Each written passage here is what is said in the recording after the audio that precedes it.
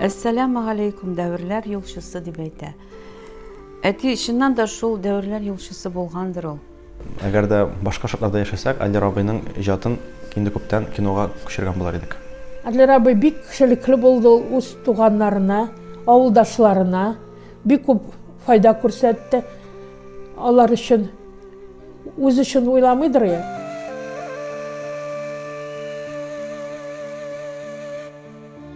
Миңа тигел фантастика укытты бит яшь вакытта, менә яшь үсмер чагында.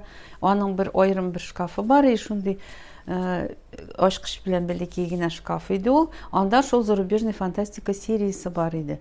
Анда Клиффорд Саймак, Брэдберилар, башкалары Айзек Азимовларның шул хәтле кызыклы теге роботлар турында, виртуаль дөнья турында алар хәзерге көнгә менә килеп керделәр. Ничә елдан соң, менә бер 40 ел үтте микән, күбрәк микән, әзрәк. Менә шулай алар хәзер безнең уже реальный тормышта кергән.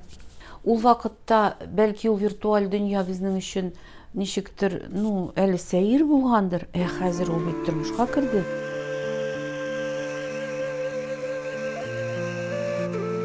Адлер абый турында күп сөйләргә була. Искә төшерсәң, ул бик гади кеше түгел, катлаулы кеше.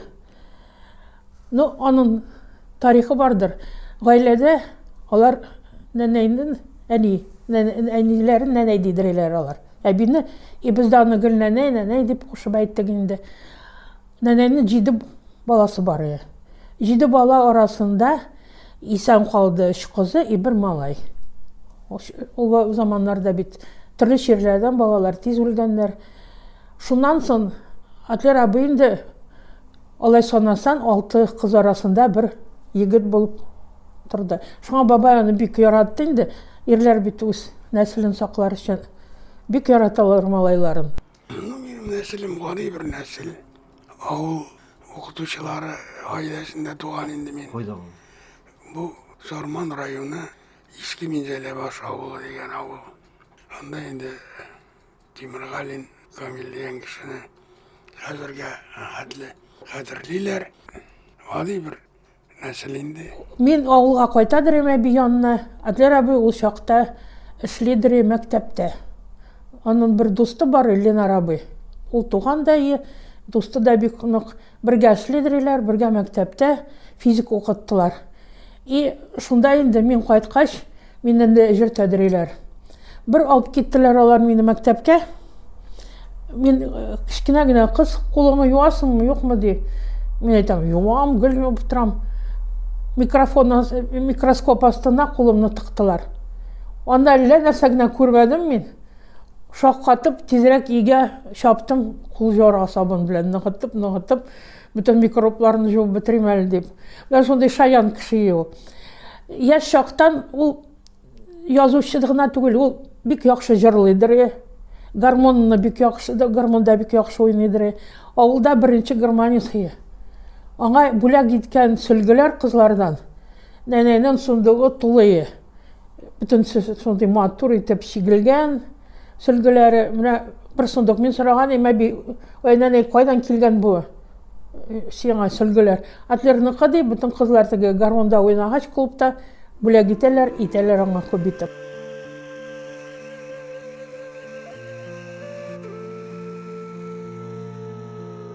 Родился я в Казани, но мама с папой долго не жили. Примерно, когда мне был год, мы с мамой уехали в город Агрыз. Разошлись родители.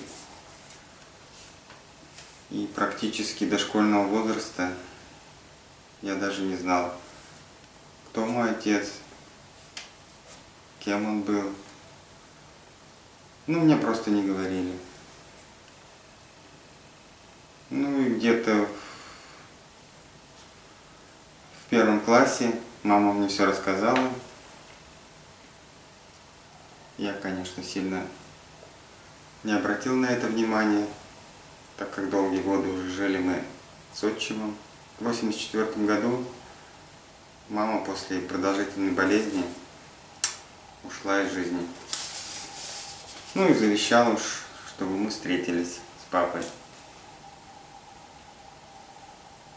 И вот где-то в 85 году меня, школьника, мой дядя повез в гости в Казань к отцу.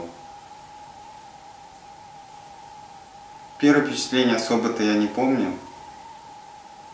Когда мы зашли в квартиру, там вот так вот все было в книгах, ни справа и слева, полная библиотека. Я, конечно, стеснялся и разговаривать-то не мог. В основном говорили папа и Марсель Абы, который меня привел. Ну вот после этого уже мы стали переписываться письмами.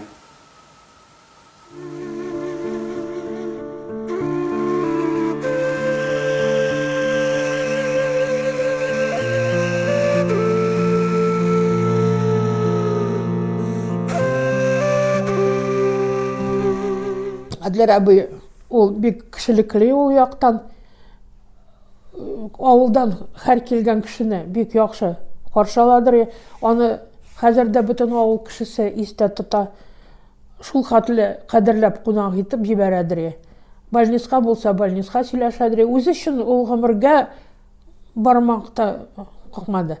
Ә менә кеше өчен тырышты инде.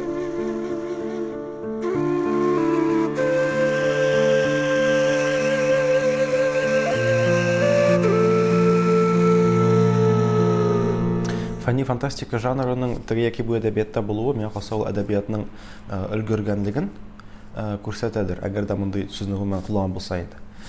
Чөнки фәнни фантастиканы иҗат итү өчен кешенең әдәби сәләте дә булырга тиеш. Икенче яктан күзаллавы да киң булырга тиеш, гадәти язучылыкның киңрәк булырга тиеш. Чөнки фәнни фантаст ул киләчәкне күзаллаучы, күрә алучы кешеләр, ул фәнни фантастлар. Ә инде фәнни яктан киләчәкне күз алдына китерер өчен синең әле фәнни гыйлемең дә булырга тиеш. Димәк, менә мондый күп факторларны үзендә берләштергән шәхесләр алар күп булмый гадәттә. Һәм менә безнең әдәбиятта андый кешенең булуы безнең әдәбиятның өлгергәнлеген күрсәтә. Әдләр абый безнең өчен шул яктан бик мөһим язучы әлбәттә. Менә шу Гарри Поттер кебек хыялый нәрсә дә укучыны, бигрәк тә яшьләрне ниндидер эзләнүләргә, ачышларга этәрә. Шулай дип аңлыйм мин аны. Фәнни күзлектән караганда Поттер турындагы китапларның әһәмияте шунда. Ләкин кайсы әкият турында фәнни китап язмыйлар. Минем уйлавымча, татар филологы булып, татар журналисты белеме булып, фәнни фантастика җәйтеп булмыйдыр. Син математик булырга тиешсең, астроном булырга тиешсең, яисә син бу фәннәрне бик яхшы белергә, үзләштерергә тиешсең. Хәзерге заманда инде син әлбәттә әле бик көчле синдә бик җитди биология белемнәре булырга тиеш, чөнки фәнни фантастика хәзер менә шул тарафларга да күчте.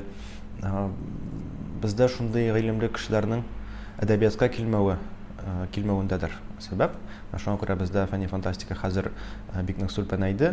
Инде зур әсәрләр дә күренми, аның белән кызыксынган системалы рәвештә җиткән язучылар да күренми. Ә безгә асылда фәнни фантастикада эшләргә киңлек бар. Безнең милли теманы да күчерергә киңлек бар. Бу әле антиутопиялар, утопиялардан тыш та әле менә күп нәрсәләрне шунда уйлап булыр иде. Әдләр абый сыман иде.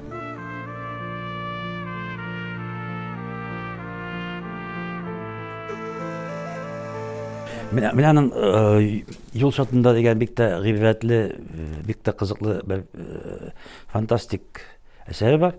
Ул әлбәттә фантастиканың бөтен фантастик жанрының бөтен таләпләренә туры килеп язылган. Монда инде сүз бар каһарманнарның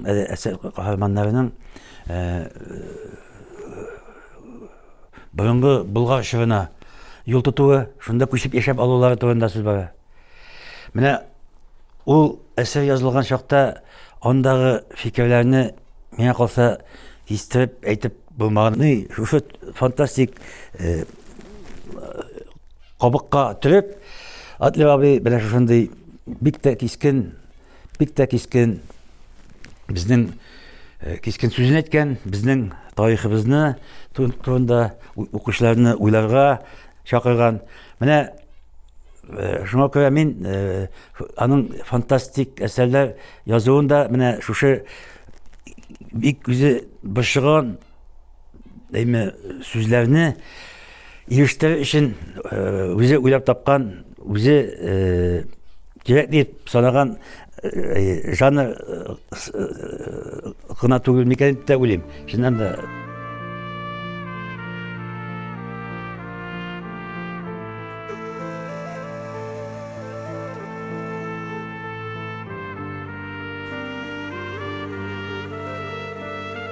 Әмма Адлер абыйның иҗатын әлбәттә популярлаштырырга да кирәк.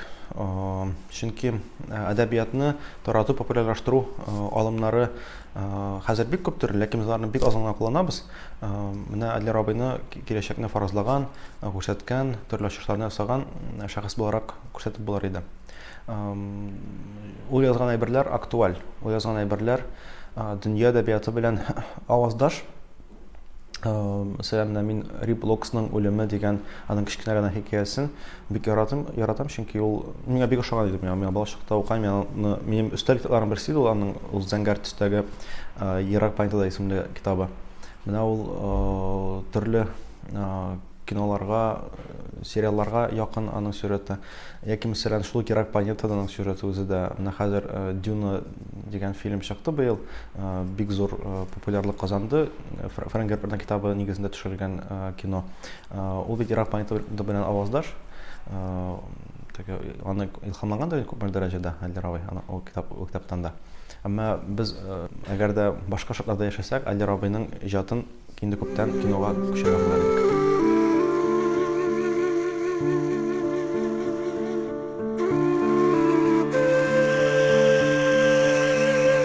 Менә әти анда бик кызыксынган, күрәсең, шушы борынгы китаплар белән, Болгардагы китапханәләр белән. Шуңа ул шушы сюжетны экслибрис итеп ясатасы килгән. Мин аны картина итеп ясадым. Ул монда шул элекеге борынгы Болгардан шушы бөркет, шушы китапларны әтигә алып чыга сыман инде. Менә шундыйрак бер аның бер васыятын эшләдем дип әйтергә була.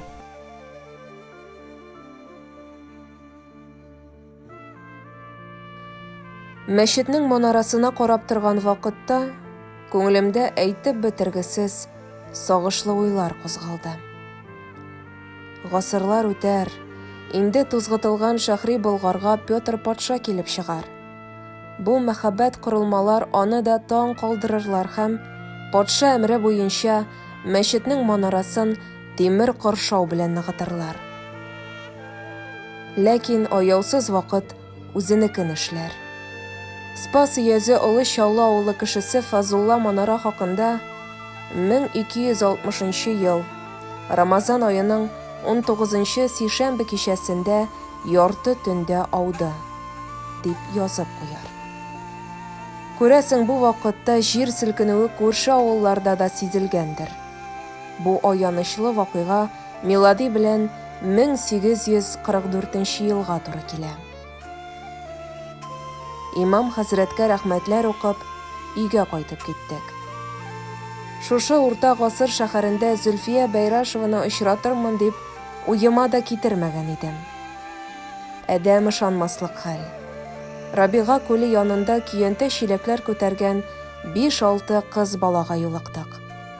Алар алдыннан баручы ак яулык бөркәнгән, алъяпкычлы Зифа абыстай куеп куйган Бәйрашева иде.